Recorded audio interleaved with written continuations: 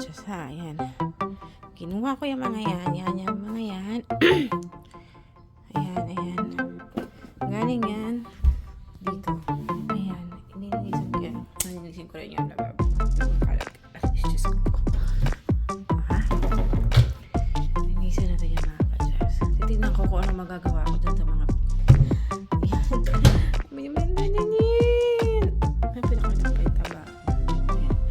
tapos yun, biglang babaliktad ko ulit kayo. Ang kalat!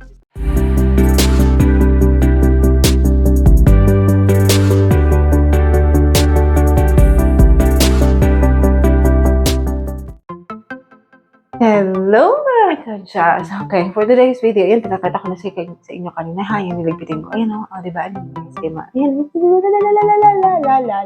yun. Tapos, dali, magkukwento lang ako.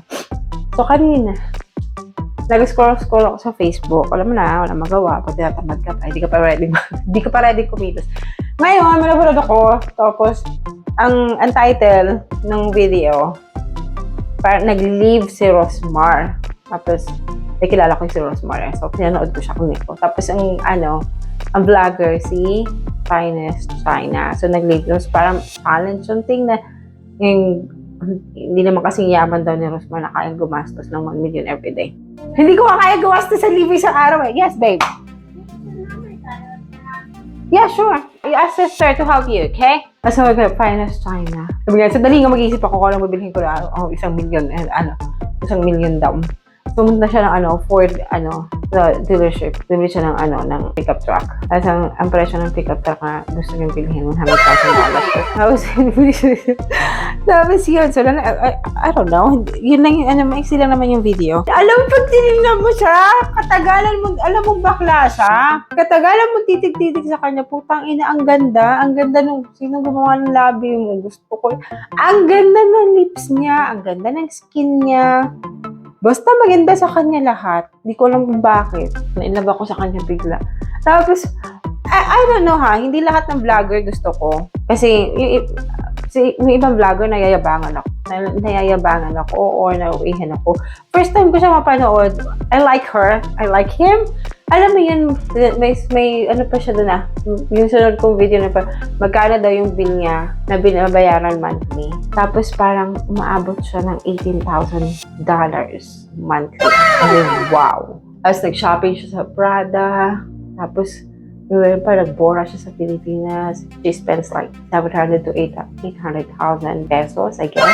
Tapos, hindi ko alam, hindi ako nauihan sa kanya, hindi ako nayayabangan sa kanya. Mukha namang mabait siya, paaral siya, at saka lahat ng pamilya niya, sama sa yaman niya. Tapos, ako dito, saan ka ba sa Amerika? Mag-a-apply ako katulong. Tagabit-bit mo ng Prada bag. At ako dito, yan ang gawain ko. Ayan ang gawain ko dito. Oh, sa Amerika, tagalinis. Ako napapaaral din ako, pero dalawa pa lang. Actually, magiging 4 yung pinapaaral ko. Pero alam mo yun, sobrang yaman niya. Ako hindi ko afford mag-shopping sa Prada. Lalong hindi ko rin afford sa Louis Vuitton. At lalong hindi ko afford mag-spend ng 700,000 pesos. Pupunta ko ng Boracay. I've never been in Boracay, honestly. Basta, hindi ako nayayabangan sa kanya. Hindi ako naartihan sa kanya. Ang ganda ng lips niya. My gosh. Gusto ko ma-achieve yung lips niya. Pero kailangan ko na mag-diet. Achieve ko na yung niya. Yung figure niya. Diba? Ako dito pa vacuum lang. Gawain ko sa buhay. Mag-declutter ako. Mag-organize ako ng under the sink ko. Yung wala akong maliit na vacuum. Yung vacuum na ito sa gamitin.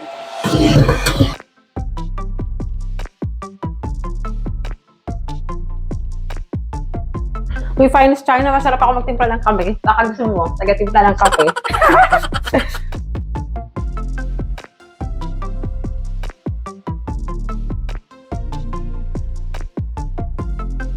Sana din dumating ang panahon na kaya ko magpaaral ng maraming bata. Nagpapaaral ako ngayon, maging 4 na bata pa lang. Pero syempre, yung kaya ko lang, yun sila, elementary lahat. Papaaralin ko, manadagdagan ng 2. Mag-sponsor ako. Kasi magkano lang din naman eh. Hindi naman ganun kabigat sa visa. So, kung kaya kong paaralin, why not? Kano lang naman, nagasino lang naman, public school, walang gastos, baon nga lang. Baon, uniform, mga ganun, mga sapatos. Baka gusto mo mag-donate tayo sa China.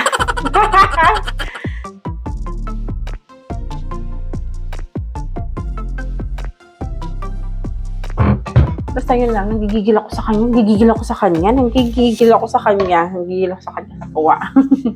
Nakakatuwa siya kasi, alam mo yun, na gumagastos siya ng malaki, at least, di ba, nagpapaaral siya. Hindi lahat ng pamilya nga, kasama sa yaman niya. Yung iba kasi, alam mo yun, pinipilit na makabili ng Louis Vuitton. Ako hanggang Michael Kors na talagang afford ko. I cannot afford Louis Vuitton. Kasi, afford ko, kung bibilhin ko lang din talaga ha, may mapupuntahan pang maganda yung pera ko, kagaya yung magpapaaral. Tumutulong din ako sa family ko sa Pilipinas. Hindi naman kasi mayaman yung family ko sa Pilipinas na hindi nila kailangan ng tulong. So, bakit pa ako bibili ng Louis Vuitton? Yung pinilit ko na, it's not pinilit, syempre, pinagtrabahuan mo, ganyan. Mas pinipili kong tumulong kaysa sa gumastos.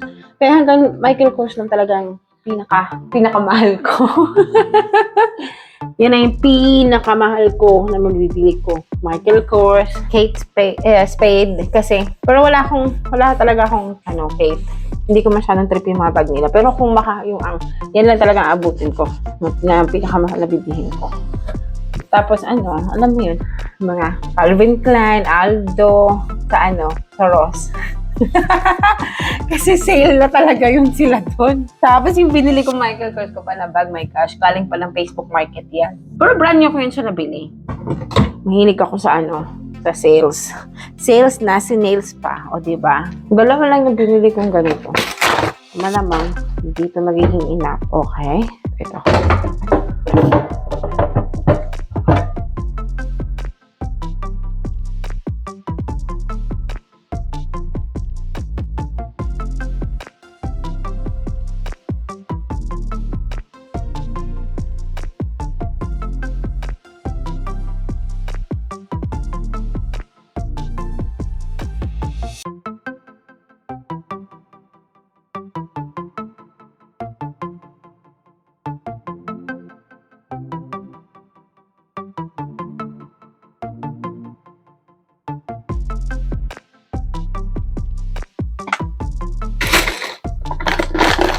And then, muna natin ito kabila. Okay, dyan tayo.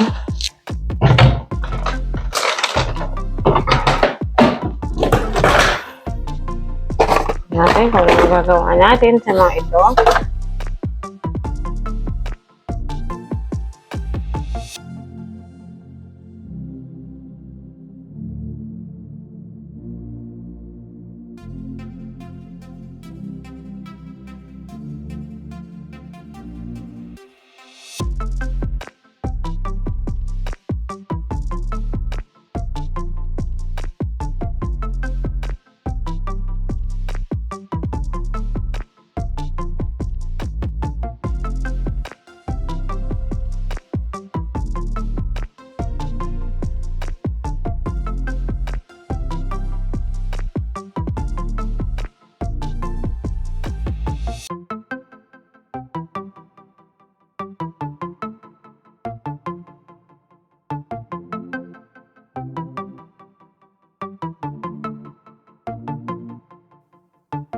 Yan, taas na natin ng konti. Yan.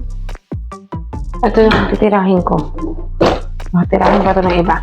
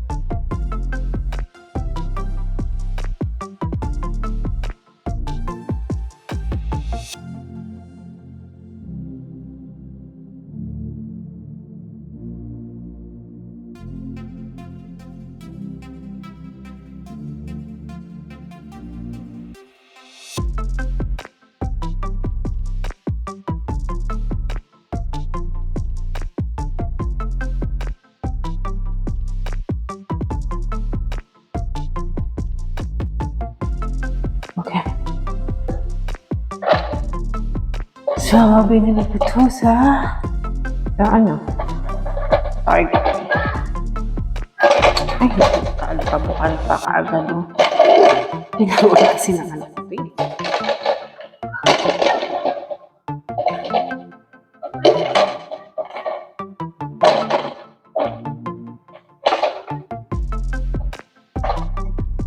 Ano natin itong sticker ng right room. Ay, no! Natanggal naman.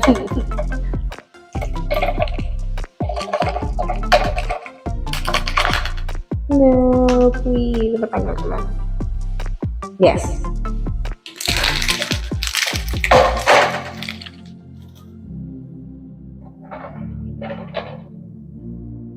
So, hindi ko alam kung ilalagay ko dito. Kasi nalagay na sa anak ko. Diba? Tatisa kami.